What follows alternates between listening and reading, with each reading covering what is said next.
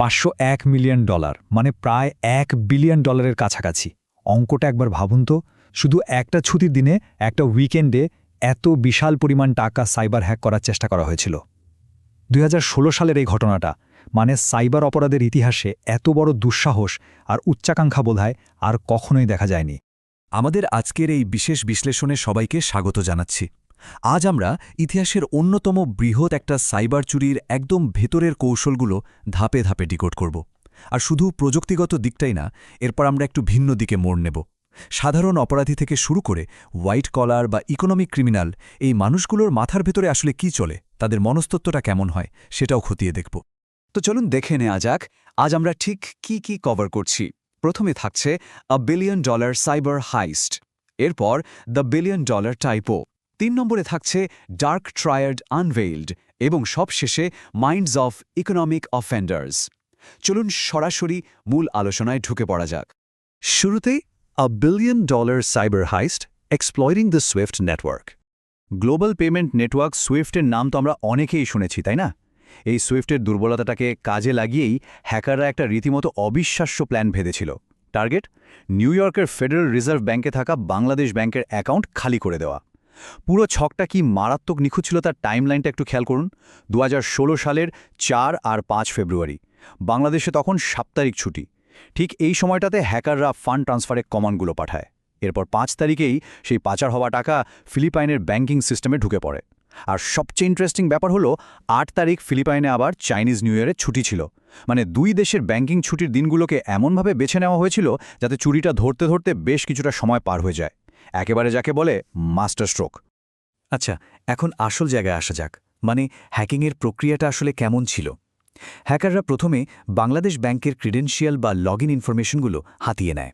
শুধু তাই না, আন্তর্জাতিক ফান্ড ট্রান্সফারের পুরো প্রসেসটা তারা দিনের পর দিন গভীরভাবে অবজার্ভ করেছে। তদন্তকারীদের ধারণা তারা এখানে ড্রাইডেক্স বা ড্রিডেক্স নামের একটা স্পেসিফিক ম্যালওয়্যার ব্যবহার করেছিল। এরপর তারা সিস্টেমে ঢুকে পড়ে আর একে একে পাক্কা 35টা ভুয়া ট্রান্সফার রিকোয়েস্ট পাঠিয়ে দেয়। আর হ্যাঁ, এ তো নিখুঁত কাজ তো আর একা একা হয় না, তাই ভেতরে ব্যাংকের কোনো কর্মীর হাত থাকতে পারে বলেও কিন্তু জোরালো সন্দেহ করা হয়। এরপর আমরা দেখব $1 billion typo, how a spelling error saved millions. এত দুর্দান্ত একটা মাস্টার প্ল্যান, তারপরও কিন্তু ঘটনাটা শেষ মুহূর্তে এসে দুই দিকে বাঁক নেয়। ফলাফলটাও হয় দুই রকম।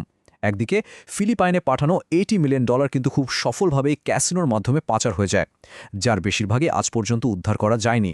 কিন্তু অন্যদিকে শ্রীলঙ্কায় যে $20 মিলিয়ন পাঠানো হয়েছিল, সেটা একটা রাউটিং ব্যাংক আটকে দেয় এবং ওই পুরো টাকাটাই উদ্ধার করা সম্ভব হয়।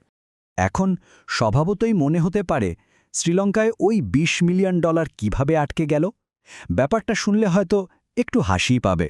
এত বড় মাপের, এত সফিস্টিকেটেড একটা আন্তর্জাতিক সাইবার হাইস্ট আংশিকভাবে ভেস্তে গিয়েছিল স্রেফ একটা সামান্য বানান ভুলের কারণে।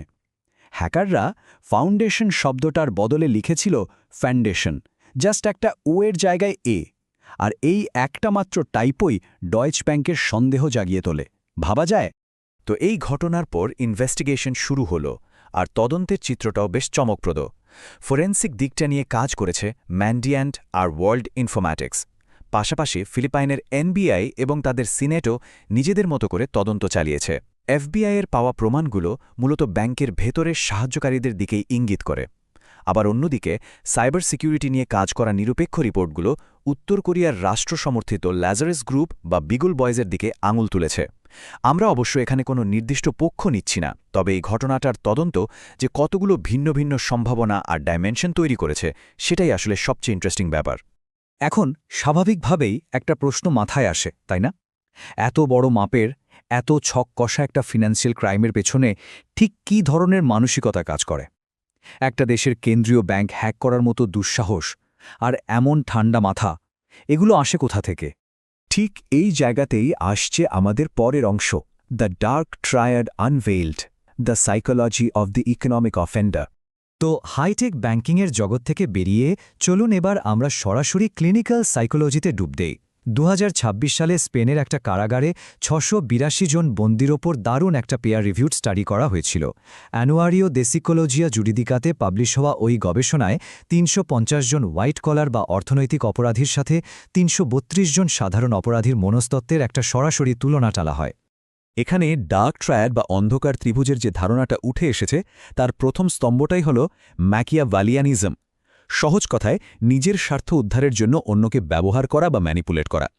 এদের মধ্যে কোনো মোরালিটি বা নৈতিকতা বলতে কিছু থাকে না, সহানুভূতির তো প্রশ্নই ওঠে না, আর এরা হয় চরম মাত্রায় সিনিক্যাল।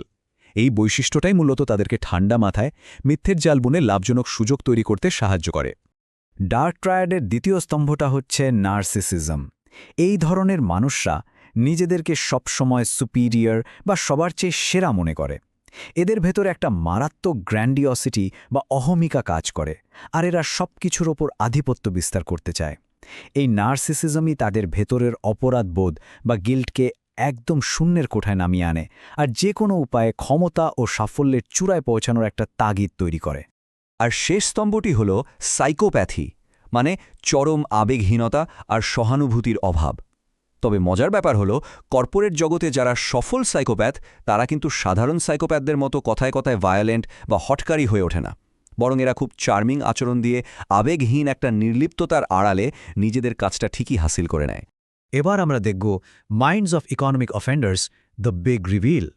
গবেষণার এই ডেটাগুলো দেখলে আমরা আসলেই চমকে যাব। রেজাল্টটা আমাদের গতানুগতিক ধারণাকে একদম উল্টে দেয়।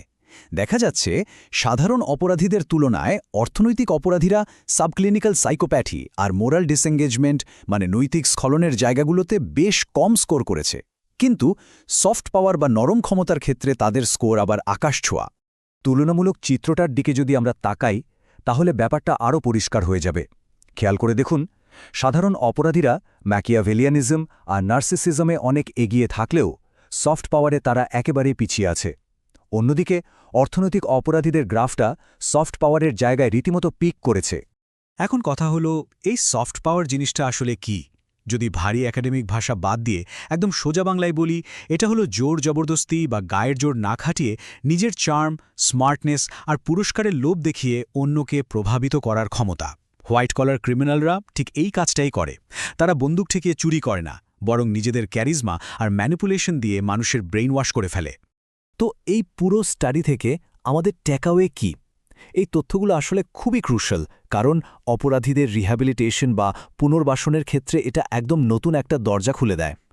সাধারণ অপরাধীদের ভেতরে যেখানে সহানুভূতি বা এমপ্যাথি জাগিয়ে তোলাটা জরুরি, সেখানে ইকোনমিক ক্রিমিনালসদের দরকার একদম সলিড এথিক্যাল ট্রেনিং। মানে তাদের বোঝাতে হবে যে এই যে তাদের একটা সাংঘাতিক সফট পাওয়ার বা সোশ্যাল ইনফ্লুয়েন্স করার ক্ষমতা আছে, সেটাকে ধ্বংসাত্মক কাজে না লাগিয়ে কিভাবে পজিটিভ বা ভালো কাজে ব্যবহার করা যায়। আমাদের আজকের আলোচনা একদম শেষ পর্যায়ে, তবে শেষ করার আগে একটা প্রশ্ন রেখে যেতে চাই। একটু ভেবে দেখবেন তো, সমাজের জন্য আসলে সবচেয়ে বিপজ্জনক মন কোনটা? যারা রাস্তায় প্রকাশ্যে অপরাধ করে তারা, নাকি তারা যারা একটা সুন্দর হাসি আর ফিটফাট দামি স্যুটের আড়ালে নিজেদের অন্ধকার মনটাকে লুকিয়ে রাখে? সাধারণ অপরাধীদের তো সহজেই চেনা যায়, কিন্তু যারা সিস্টেমের একদম ভেতরে বসে সুকৌশলে সবকিছু কন্ট্রোল করে, তাদের মানসিকতা অনেক বেশি গভীর, অনেক বেশি জটিল। আমাদের আজকের এই বিশ্লেষণটি এখানেই শেষ করছি। আশা করি আজকের এই আলোচনা অপরাধীদের মনস্তত্ত্ব নিয়ে নতুন করে ভাবতে সাহায্য করবে। ভালো থাকবেন সবাই।